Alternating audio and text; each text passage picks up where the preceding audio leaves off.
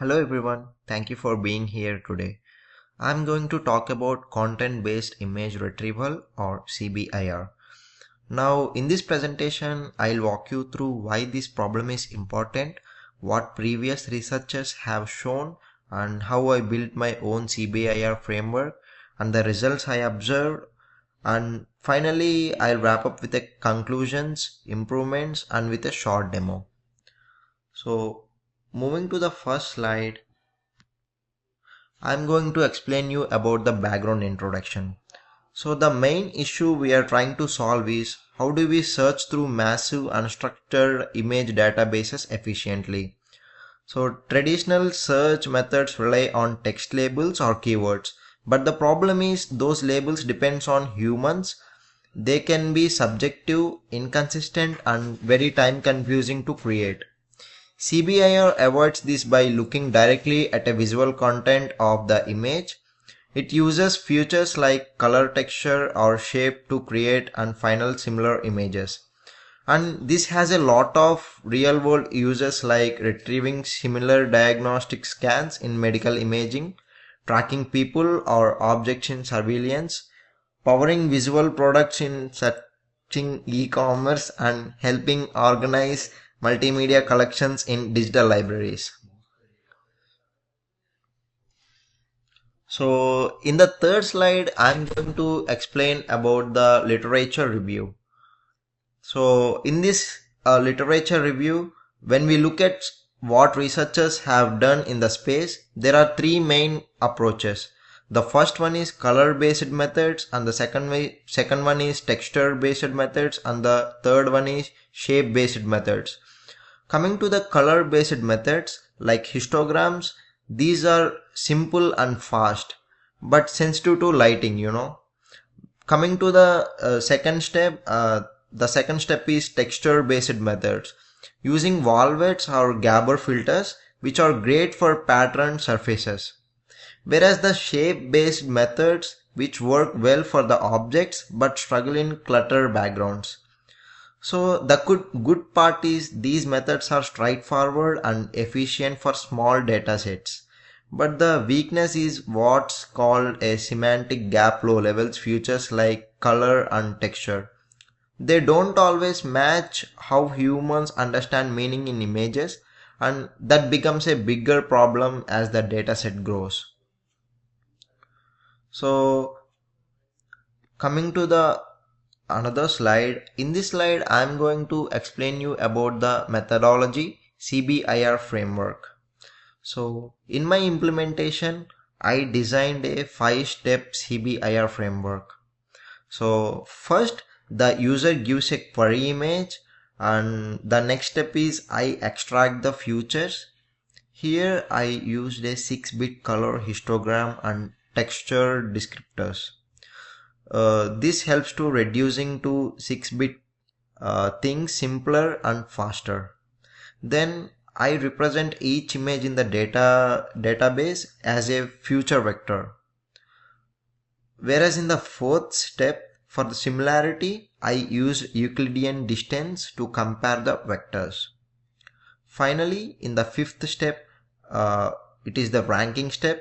So here I rank the databases, images and show the top results.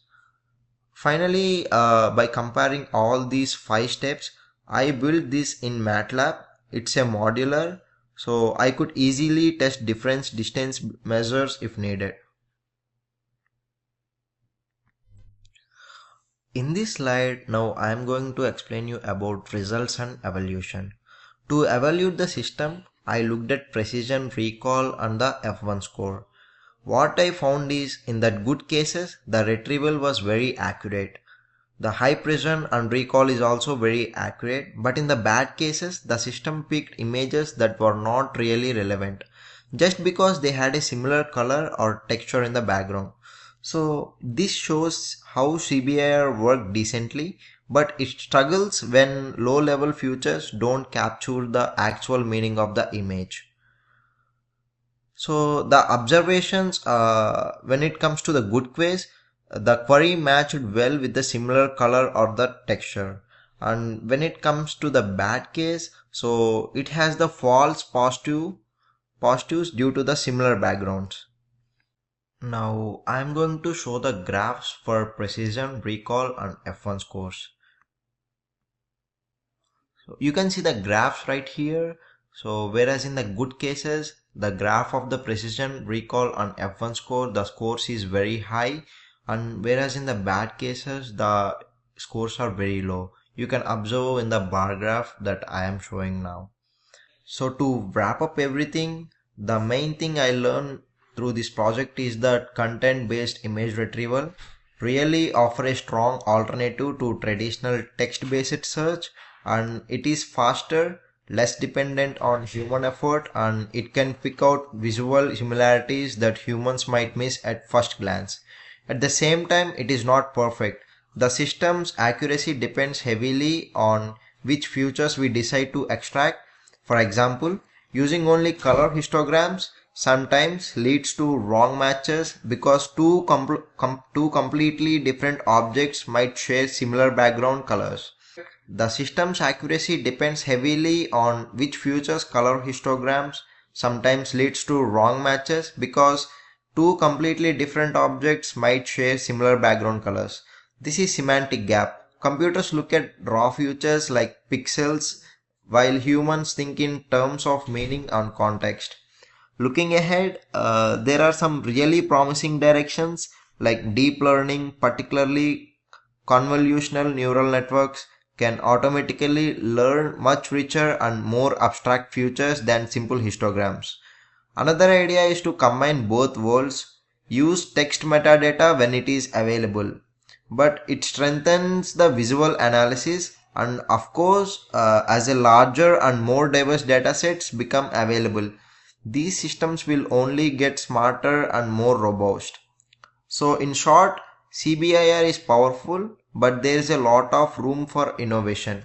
Closing, I want to highlight a few key sources that shaped my project. The first is the classic textbook by A.K. Jain, Fundamentals of Digital Image Processing in 1989. So this gave me the theoretical backbone for image representation and feature extraction. And then the review paper by Zhou and Hong 2001 was very valuable. It summarized a decade of CBIR research and helped me understand the strengths and weakness of the early methods. I also referred to R. Datta and colleges paper from 2008, which provides a broader survey of how CBIR has evolved and where it's heading. And finally, I learned a lot from more recent accessible sources like online lectures and tutorials that demonstrate how CBIR is applied today. So I'll show a quick demo. I'll walk you through some MATLAB code for feature extraction and similarity calculation that shows how a query is processed and give examples of both successful and failed retrievals. So this will help you to see the workflow in actions and also understand the system's strength and where it struggles. Thank you for listening, guys.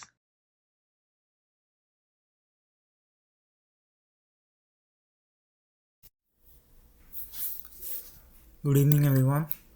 Now I will be giving a live demonstration of the content-based image retrieval project code that we have done, and I will also be showing the output after running the our code cbr.m main code. So in the output, we will be getting the query image, which is the main image. Uh, Query image can be any image that we can select it from the database of images. So in the output, we will get the query image plus top 20 results of other images as well, which will be similar to the query image. So .mat files, which will be stored in the uh, meta section. So these are the main folders that we have here.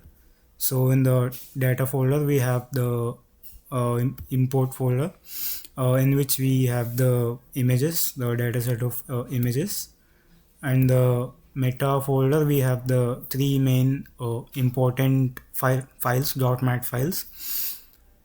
So yeah, we have all the main .m files uh, that we've done in the project. So here you can see the RGB26cc .m file, which is one of the most important files. So RGB 26cc is a function. It converts pixels 24-bit RGB value into a 6-bit color code. Yeah, it also reduces each channel into only 2 bits. So this maps the color into one of the 64 possible colors for use in image histograms and cbir as well. So and we have the get distance function here. So this file usually computes the distance between two histograms, which will usually be query versus the other database image. So it also typically uses the Euclidean distance. So it basically means that the smaller the distance is, the images will be more similar to each other. So and we also have the get hist counts .m file. So this file computes the color histogram counts of an image. So it converts the each pixel to a 6-bit color code using the RGB 26cc function. So then it counts how many pixel will fall into each of the 64 bins. So the result of this will be a histogram feature, a vector representing the image.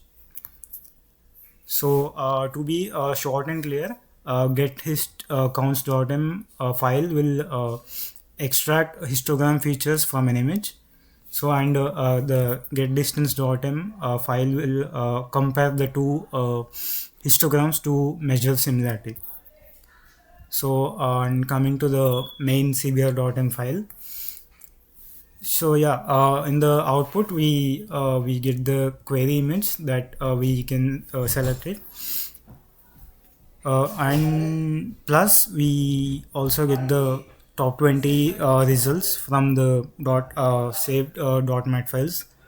So the data will be saved to the .mat files like I've mentioned before. So and the output will be retrieved from that. So yeah, as you can see, distance.mat file, it contains the query path. Rank distances.mat, it contains the rank data, and the db.mat file usually contains the information about the database. So yeah, and this part specifies about the location of the folders. So yeah, if the data import and meta are missing, then it simply throws an error. And yeah, this part is the saved results. Like I said, three main .mat files. And yeah, this is the top 20. We get the top 20 images, the query image plus the other top 20 images in a 4 into 5 grid. So yeah, these are the helper functions. So when I run this code, yeah, we get the output like this. You can see the query image here that we have selected plus the top 20 images which are similar to the query image. So we can give any image as the query image, and the other 20 images will be similar to that query image that we've selected. So yeah, this is the demonstration. So if you have any questions, then you can let us know by replying to us. Thank you.